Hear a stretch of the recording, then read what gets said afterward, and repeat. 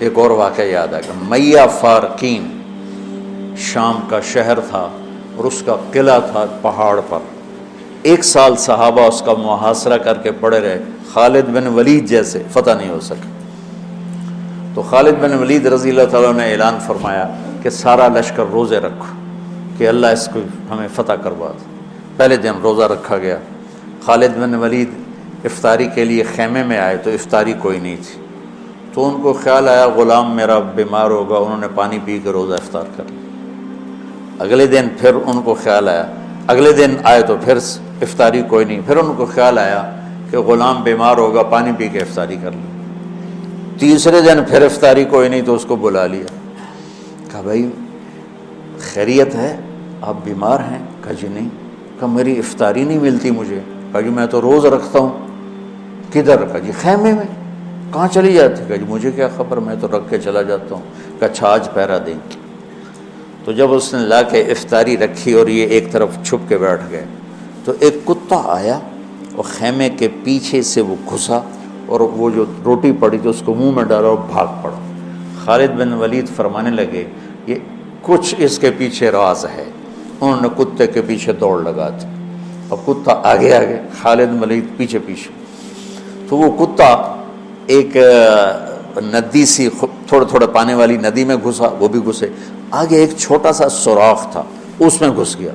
खालिद बिन वलीद लंबा कद और पतले जिस्म के थे, देखने में लगते थे जैसे कोई मुक्के दी मारे लेकिन उन्होंने पहाड़ों को रास्ते से हटा दिया। सैफुल्लाह, अल्लाह की तलवार। ज़ैद बिन, आपने मूता का लश्कर भेजा तो आपने कहा तुम्हारे अमीर हैं ज़ैद बिन हारिसा, ये शहीद हो जाएं तो फिर जाफ़र हैं आपके चचाज़ाद, ये शहीद हो जाएं तो फिर अब्दुल्ला बिन रवाहा, ये शहीद हो जाएं तो फिर जिसको चाहो अमीर बना लेना। तो खालिद बिन वलीद रज़ी अल्लाह तआला अन्हु की पहली जंग थी ये मूता, इस्लाम लाए और ये जंग पेश आ गई, सुलह हुदैबिया के बाद की बात है। तो ये मूता उर्दन में है, मैं वहाँ 2-3 दफ़ा गया हूँ, 2 दफ़ा गया हूँ। ज़ैद इब्न हारिसा शहीद हो गए तो जाफ़र तैयार क्यों कहते हैं उनको? उनको झंडा पकड़ा तो उन्होंने हाथ काट दिया, तो उन्होंने दूसरे हाथ में ले लिया, उन्हें वो हाथ काट दिया, तो कटे हाथों से झंडे को यूं चिमटा लिया, उन्हें पीछे से काट दिया तो झंडा गिर गया। तो अल्लाह के नबी मस्जिद नबवी में बैठे हुए थे और फरमा रहे थे ज़ैद आगे बढ़ रहा है और क़िताल कर रहा है और वो कत्ल हुआ और वो गया जन्नत में। फिर आपने फरमाया अब झंडा जाफ़र ने उठाया है और वो आगे बढ़ा है, उसके दोनों हाथ कटे और वो गिरा और वो गया जन्नत में। और उसके दोनों हाथों के बदले में अल्लाह ने जाफ़र को 2 पर दे दिए हैं जिससे वो जन्नत में उड़ता फिरता है, इसलिए उनको कहते हैं जाफ़र तैयार। ये अल्लाह के नबी की खुशखबरी थी कि जाफ़र को अल्लाह ने 2 पर दिए हैं जिससे वो जन्नत में उड़ता फिरता है। फिर आपने कहा अब झंडा उठाया अब्दुल्ला बिन रवाहा ने, वो आगे बढ़ा, क़िताल किया, कत्ल हुआ और थोड़े लम्हे के बाद फरमाया वो गया जन्नत में। झंडा गिर गया, अब कोई उठाने की हिम्मत नहीं रखी। तो साबित बिन अकरम एक अंसारी साहबी हैं, उन्होंने झंडा उठाया, कभी झंडा पकड़ो, झंडा पकड़ो, हाथ से निकल रही है जंग। तो लोगों ने कहा तू ही पकड़ ले, तू बदरी आदमी।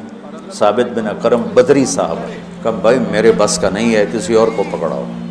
तो सफरा तफरी में किसके मुंह से निकला खालिद को पकड़ाओ, वो नहीं पता चला, शोर शराबा था।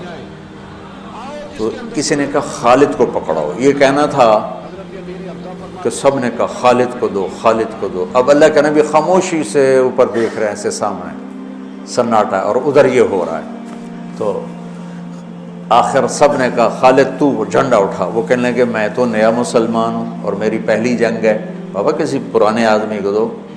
तो सब गए तू ही ले, तू ही ले, तू ही ले।